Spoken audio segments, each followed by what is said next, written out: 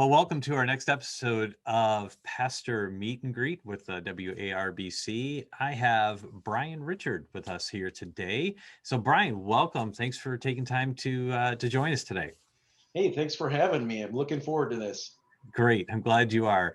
And I'm looking forward to hearing more about your ministry and what the Lord's doing there up in Plover. So why don't you tell us a little bit about where you're pastoring and your journey? Because if I remember, you were on staff there before becoming lead pastor. Is that correct? Correct. Yeah. Yep. Tell us about that journey. Where are you at? Yeah. What I love about this too, Jeremy, is I love hearing the story of how God has led all of us to this position. It's neat hearing because they're all different. My story's pretty different too. I think that people would be interested in hearing. So I come from a saved background. Mom and dad were instrumental parts of a church in Union Grove, Wisconsin, one of our fellowshipping churches. And then my mom and dad started a new church. We're part of a group that started a church in Burlington, Wisconsin. And so we were there for a number of years, then moved to Stevens Point, which was Grace Baptist Church here in Plover, Wisconsin. And so grew up in the church, was instrumental part of all the way through with youth group and all of the things going on in the church. Uh, um, Went to high school here in Stevens Point, and then I wanted to go into music. I had no interest at that time, interestingly, being in ministry. So I went to UWSP, which is University of Wisconsin Stevens Point, which had a great music program at the time. And I went into music and I dove in head first. I was into jazz music. Look out. And I, yeah, jazz dance. Um, and I played trombone, and so I played a lot of music and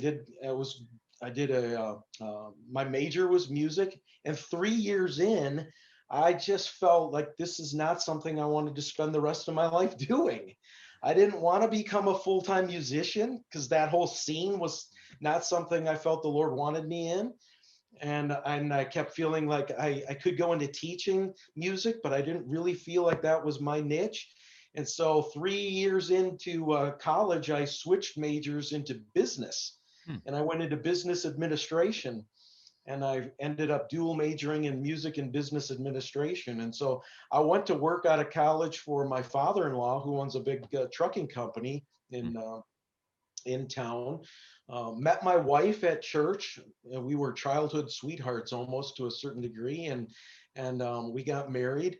And then my story kind of changed. I was in the family business, and I was doing a lot of uh, administration type of work. And then in 1995, um, my wife's grandfather, who was Wally Warfield. Now, some people will know that name, some people won't, but Wally Warfield was a giant to me because he had served as a missionary in the jungles of Brazil for many years. He was the Illinois state representative of churches for the Garb for many years. And then he had been with Art Rorheim at Awana, Hmm. and him and Art took Awana global. And Hmm. so Wally was the first international missions director for Awana, and he wrote most of the Awana material. And so I was teaching in our church. I was teaching the youth in our church. At that time, this goes way back, it was called AKX. This was the high school version of Awana, Alpha Okay. Kappa Chi. And he says, I wrote all of those books.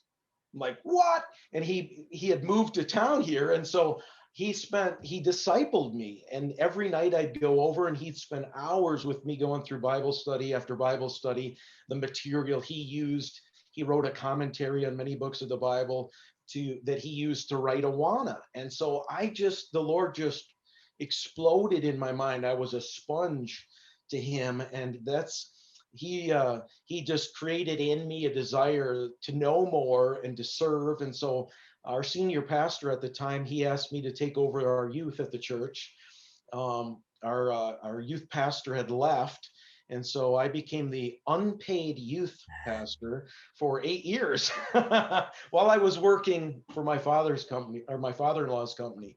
And then the church didn't pay me salary, but they paid for me to go to school. Oh. And Very, so which was great. So I started out going to Trinity International Divinity School in Deerfield. yeah. I spent a year there and didn't like it all that much. It was at this time, correspondence classes like that, were kind of were read 1,000 pages of this. There was no actual physical interaction with the teachers, Yeah. and just do your thing. Mhm. And so in the meantime, I met a guy named Dr. Tommy Ice. Lord providentially brought him into my life. Now, this is a guy that wrote a lot of books with Tim LaHaye, Okay. prophecy books, and he was a professor at Liberty University.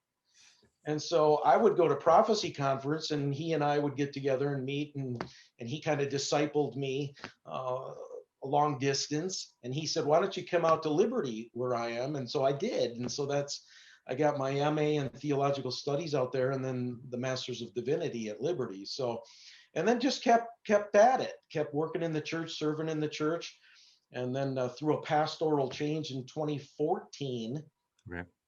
the church asked me to come on as the full-time interim pastor, and I did that throughout 2015, and then I came on as full-time in 2016. Okay. So it's been since then that I've been here So in the. when did you know that you wanted to be a lead pastor then? I mean, was that something the Lord was working on your heart while you were still a youth pastor, or when the church approached you with it, was that kind of out of left field for you, or was that something that you felt the Lord preparing you for? I think the Lord was preparing me for that all along. My emphasis was in leadership, and I always just felt called to being the whatever leadership role God wanted me in, certainly. But I always felt called to whether it was here or elsewhere to do this, and so it was. Certainly, those were great proving grounds, as you know, as in your days as a youth pastor, Oh, and yeah. the Lord just kind of opened doors as he saw fit. So obviously you become a lead pastor. There's some changes that every pastoral goes through. One of the changes was name change, right? Name change, big one, yeah. Yeah. So, and I mean, yeah, right. If you look up your church or whatever the website, it's, there's not the name Baptist there. So, yeah, why did you stop being a Baptist? Well, I didn't. Well, there you go. There you go. No, that talk about a recipe for disaster for many. Don't ever change the name of the church is one of the things Yeah. and did. Here's the deal. In We had a kind of a rocky patch of years prior to me coming on, and we felt, and I felt this way for years before, we felt like we needed to reintroduce ourselves to the community. Yeah. We needed what they call a rebranding. Sure. We needed a fresh start. And we had been Grace Baptist Church since for about 40 years. There had been we live here in Portage County, Stevens Point, along with Madison, is a highly liberal area of the state. Our demographic in central Wisconsin is predominantly Catholic and Lutheran. And the Baptist church here has always been seen as something very suspicious. And Mhm. I'm not kidding. I've literally heard the words, "I don't know what goes on over there at that church, but I think they handle snakes." And all of that, Yeah. along with some history, some issues, Mhm. we just again wanted to identify ourselves in a different way without losing the Baptist. We're Baptists. Right. Our official documents say Baptists. We just choose not to use the word at this time because we want to build bridges in our community. Now, I love the Baptists. I know. I'm as committed to the association as anybody, but we just felt like we weren't being able to have the kind of impact that we need to have in this community at this time. That seemed to be a real stumbling block Yeah. to us building bridges. And so we just decided for a name change that identifies us with our local community. We're in a subdivision called Brookridge Subdivision. And so it really centers us in this Yeah. as a part of this community. and I think overall it's gone really well. What I love about your answer there is it sounds a lot like what Paul would have said in the book of Acts. I'm preaching through Acts right now, and Sure. it's interesting to see of how he was very flexible in even how he preached to put which group to another. And then, of course, the most obvious example is Timothy, him telling Timothy, you need to be circumcised. Right after chapter 15, when he just went to the mat saying circumcision is not necessary. Then in chapter 16, he's like, oh, by the way, Timothy, you got to be circumcised. Yeah. Timothy's probably thinking, do I get a vote in this? Sure. But then Titus, he says, you don't need to be circumcised. And then the way he preaches in different places in his second journey and stuff. And so it reminds me a lot of that. It also reminds me of a situation that I went through in Rockford. We had started a church there as a Baptist church, and very similar thing. There was because of some other churches in the area, they had the same denominational affiliation, but very much so different doctrinally. We kept getting lumped into that, and it was a hindrance. And so I remember having this very same discussion with our church there in Rockford. Like, you know what? We're still a Baptist church. We're just going to not use that in our advertising.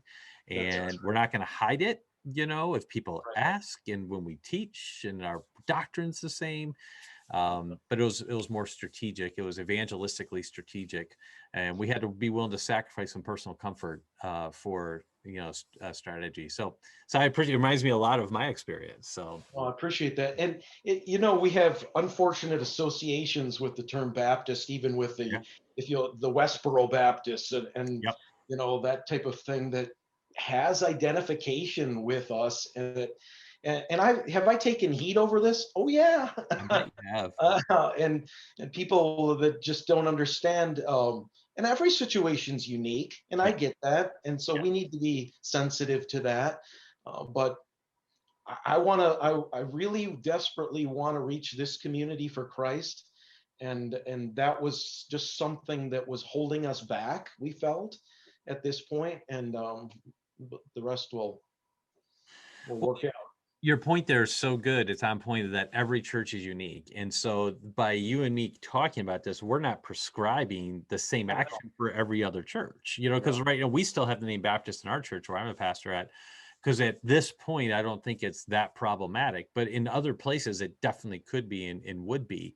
And so I think just every church has to make that wisdom call Right. through lots of prayer and in conversation and with careful thought to that. So I really appreciate that. Thanks for letting me ask you about that delegate. No, no problem. Yeah, it's a big deal. Like, Yeah, there's no doubt it was bathed in, and actually we introduced it to the church almost a year and a half sure. before, and we spent a lot of time Oh yeah, discussing yeah. the implications of that. So, That's good. That's good. That's wise though. So, oh yeah. okay. So tell me about your family real quick. Married and children. Tell me about that. Yeah, great. I have my wife and I have Karen have been married for 29 years. Can you believe it? Whoa. We're gonna celebrate our 30th anniversary in June.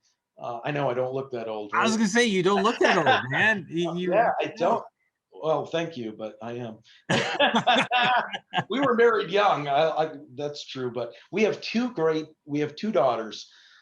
We have our oldest daughter is a professor out at Liberty University. So Oh, she's a professor of strategic communication very in the cool. comms department out there. And so she does that, and she's into branding and all of that sort of world. So she is a go-to for me, I bet. reaching the age that we're in. And then my youngest daughter is, believe it or not, it goes along with my age.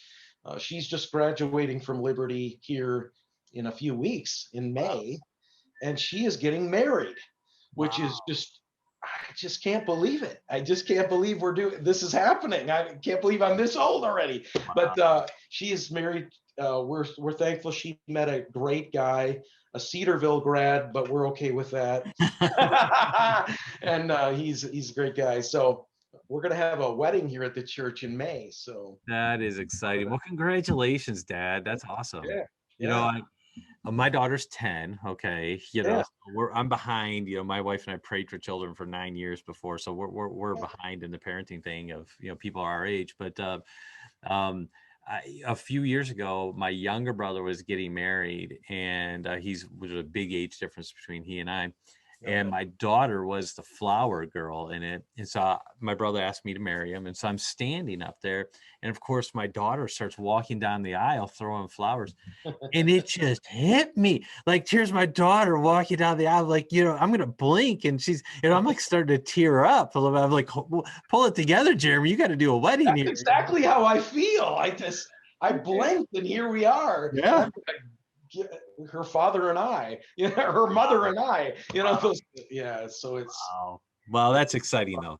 Congratulations to that. So, hey, one question I like to ask people is any resources. This could be books, this could be websites, this could be an app, this could be, anything that you think, hey, this might be helpful to other pastors. Something yeah. you benefit from. Um, as you know, and maybe a few others, I'm at the closing stages of my dissertation work at Right. Dallas. I didn't mention that earlier, but um, I'm working on my doctorate of ministry at Dallas Theological Seminary, and my dissertation is all on the effects of COVID on our churches, Yeah. how we minister through this whole period. And so it's been we've all struggled, we've all learned a lot of things, but my specific research is all on the hybrid church ministry, the method of we're in person and online at the same time, and Yeah. how many of us have painfully gone through that process, but I believe it's here to stay. Yeah. And so I don't think we should turn off that side of ministry once COVID is over and people are back in their churches, because we're, as I'm sure others in the fellowship are, we have an growing online audience, Mhm. that or people that are sick, or other reasons that people are watching online. And so I've that's been my main focus here for the last number of, well, for a year or so. And so one of the books, this is that I would recommend people get, and there's a couple, is called "The Garden in this From the Garden to the City: The Redeeming Corrupting Power of Technology." And this it's written by John Dyer, who was actually my advisor at Dallas, and it's all about um, technology. For all of its good and all of its bad, all affects us in different ways. And Mhm. so we're trying to learn to leverage technology for ministry. Yeah. So I know there's a lot of guys out there that are anti-technology, but that's the world we live in. Yeah. And everybody coming to our churches are saturated in a technological world. And so I think my call to all of us is we've got to learn to leverage that in our churches Yeah. for kingdom work. And so I'm kind of passionate about that. Here's another one: preaching in an age of distraction. Yeah. Yeah. Alice wrote this, and with shortened attention spans, and people with cell phones in their pocket thinking about what's going on on their cell phone every couple of seconds, and how that's affecting the brain. And we Yeah. got to we got to minister effectively through this challenging period in our history. So Well, those we are really do. I mean, we're preaching to people who have the attention span of a gerbil. I mean, yeah, it's just like constant. I mean, even people, they'll use their phone or tablet for their Bible, which I'm not against. I mean, that's fine, not even- but yeah, they'll use it for service. And then what's happening if they're not careful? Notifications are popping up while they're doing that. So it's like, oh yeah, oh man, the Packers are losing, or oh man, or whatever the case may be, and it's really something we need to and pay. how long has it been since they've been totally distracted from your message? Yeah. That's we Yeah. don't, but we got to Yeah. think about things like that, I guess, Those is are those are two really good resources there. There's a couple books I've been reading. I mean, I know that this isn't about me here, but this book here, I just happen to be reading this as well. It's called Disruptive Witness: Speaking Truth in a Distractive Age. I don't know if yeah, you've seen that I'm by, familiar with that one yeah, by too. Noble. Have you Yeah, read Analog Church as yeah, Called yeah, to the Other Side? Yeah. Dan Kim, yeah, Yeah. Yeah. that's an excellent read too. Yeah.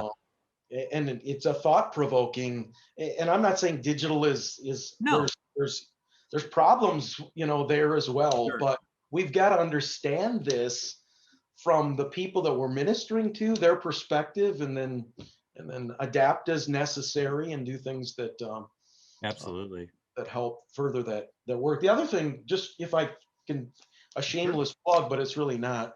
Please Um, do. and I write for Today's Pastor magazine, and just the Lord brought that into my life about 3-4 years ago now. And every pastor, I just encourage you to get this. It's free and it's short, it's small, and I've been given a kind of an anchor position in the magazine now, at the end, called The Good Word. And so I'm able to reach thousands of pastors Right. across the country with a short article, and they're always looking for other pastors to write, as I've shared. And I just think it's a neat. John MacArthur writes in here, and Brian Chappell writes in this Mhm. one, and it's a very doctrinally sound perspective. Guys are good that do this Yeah. public. So That's great. That's great. And it yeah, is free subscription. I have it as well. And yeah, it's good. So I appreciate you recommending these books and stuff, because I mean some of them I haven't read yet, which a lot of times when people make a recommendation before I read them. So these are good. I've made a note, cool. particularly the From the Garden to the City. I'm gonna pick that one up and read that. So yeah, I appreciate that. Well, hey man, I so appreciate your time, and I thank you so much. I know that you're busy and a lot going on, and I'm celebrating with you with the upcoming wedding of your daughter. And it's so exciting, and good job, Dad, and we'll be praying for you. So thanks so much for your time today. Thanks for having me, Jeremy. All right.